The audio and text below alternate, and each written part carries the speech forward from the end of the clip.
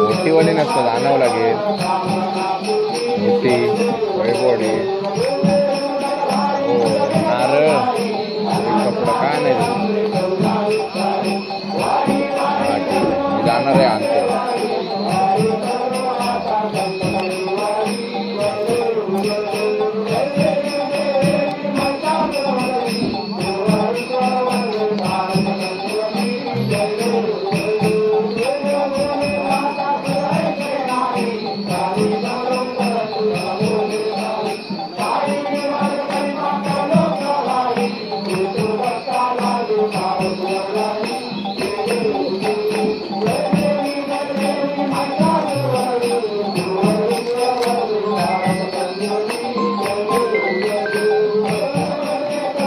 Hello हा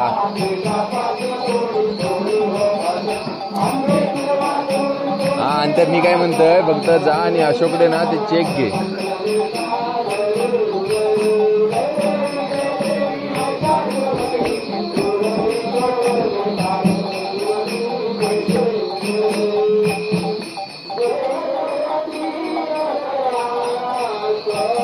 circle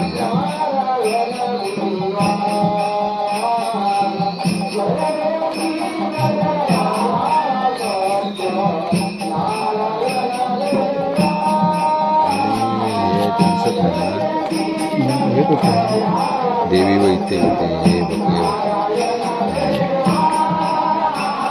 हे किशादा हे किशादा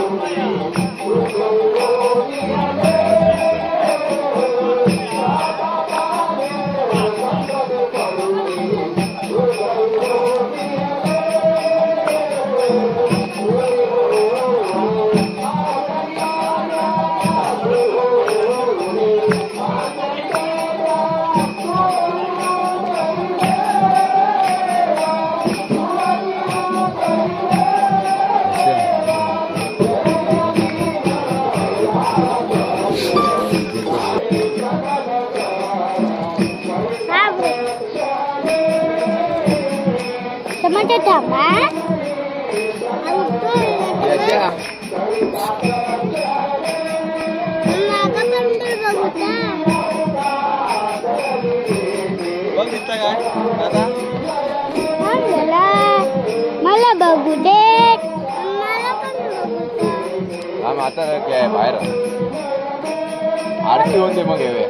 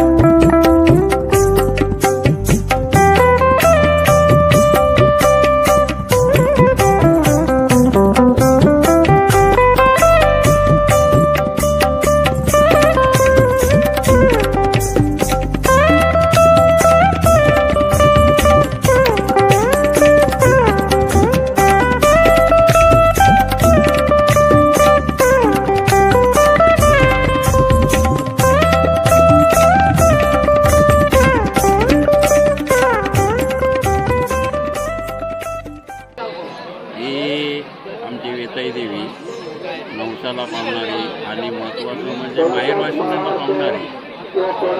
माहेरवासनी तर एवढ्या येतात. आता हे चित्र तुम्ही बघत असाल.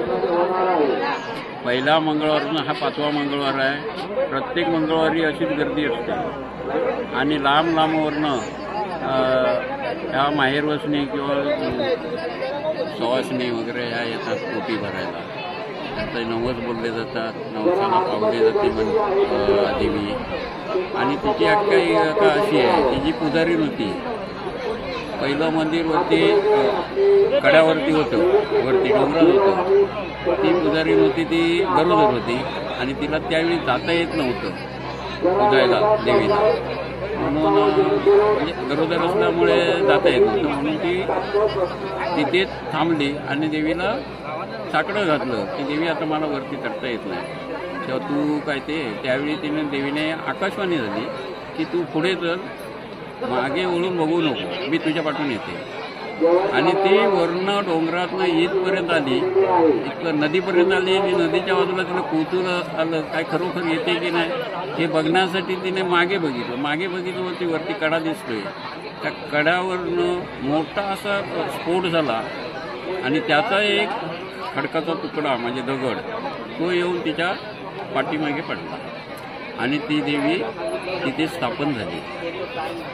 अशी तिची आख्यायिका आहे. ती गरोदर असल्यामुळे ती वर जाऊ शकली नाही, म्हणून देवी इथे आली. आणि आता हा जो प्रोग्राम आहे दरवर्षी होतो. आता हे 12-13वं वर्ष असेल.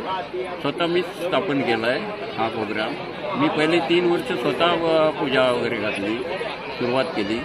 आणि आता एवढा भरमसाठ प्रतिसाद मिळत गेला. आता मुंबईचे चाकरमानी वगैरे मुंबईवरून आमच्या माहेरवासनी येतात, ज्या मुली दिलेल्या आहेत त्या येतात. आणखीन लास्टच्या मंगळवारी अशा भरपूर जरा येतात. म्हणजे प्रत्येक मंगळवारी ते देवीची ओटी भरली जाते आणि चांगला प्रतिसाद मिळतोय. आता आम्हाला हे मंदिर बांधायला घेतलं, 1 रुपया वर्गणी कोणाकडनं मागितलेली नाही मी.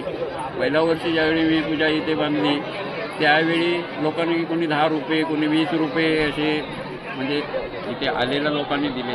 ते पहिल्या वर्षी 10-30 हजार रुपये झाले, दुसऱ्या वर्षी 10-30 हजार रुपये झाले. असे जमले 1.5-2 लाख रुपये जमल्यानंतर मी मंदिर बांधायला गेलो. पहिलं छोटं मंदिर होतं, घुमटी होती साधी आणि ते मी बांधायला घेतलं आणि ते बांधलं.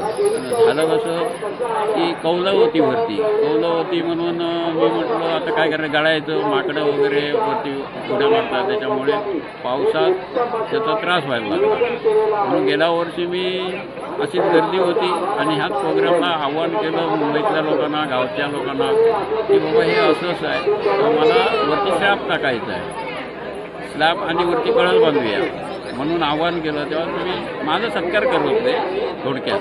तर मी म्हटलं माझा सत्कार नको, ज्यावेळी हे मंदिर पुरं होईल, हे गळणं वगैरे आहे ते बंद होईल, बंद करा आणि तोच माझा मी सत्कार माने. आणि लोकांनी प्रतिसाद एवढा दिला. किशोरराव राणे म्हणून आहे, त्याने सांगितलं कळसाचं एवढी काय मजुरी होईल ती मी देतो. त्याने 1,31,000 रुपये दिले. दुसरा आमचा विठ्ठलराव राणे म्हणून आहे, त्याने स्लॅबची मजुरी देतो म्हणून सांगितले, त्याने 1,21,000 रुपये स्लॅबचे दिले. असं करून कोणी 5,000, कोणी 10,000, 25,000, 15,000 आणि 1,000 रुपये तर सरासरी सगळ्यांनीच दिलेले आहेत. वर्गणी नाही. 500 रुपये दिले आहेत, 1,000 रुपये दिलेले आहेत, 200 रुपये दिलेले आहेत. आणि आता आमच्याकडे यावर्षी पुऱ्या म्हणजे मंदिराचं काम होईल एवढी अमाऊंट आता आमच्याकडे जमा झालेली आहे. आणि आता 1 तारीखला आम्ही कळसाचं काम चालू करतोय. आता केलं असतं पण प्रोग्राम असल्यामुळे ते पाणी वगैरे आतमध्ये पडणार म्हणून ते आम्ही स्थगित केलं आणि 1 तारीखपासून कळसाचं बांधकाम चालू करणार. अशी आमची त्या देवीची आता म्हणजे उत्कर्ष आणि लोकांच्या जागृती एवढी झाली आहे की लोक लांब ना. आणि त्याच्यात मी पैठणीचा खेळ ठेवतो. म्हणजे नाटकं वगैरे असतात, नाटकं दशावतारी असतं, ते मध्यंतर करतो आणि तिथे पैठणीचा खेळ ठेवतो. पहिल्या वर्षी मीच पैठण्या ठेवल्या, 3 पैठण्या, 1 नंबर, 2 नंबर आणि 3 नंबर. त्या पैठणीच्या खेळामुळे आणखीन हे वाढायला लागली. गेल्या वर्षी आमची पुण्याला पैठणी लागली 1 नंबरची, 1 देवगडला लागली. पैठण्या ड्रॉ कुठे आणि त्याचा प्रतिसाद आता एवढा मिळतो. ती पैठणी बाहेर गेल्यामुळे ती लोकांना आणि सांगते आणि ती 10 लोक गावातली असा प्रचार होतोय. आणि ह्याच्या पुढे ह्याच्यापेक्षाही ती यात्रा आमची मोठी होईल.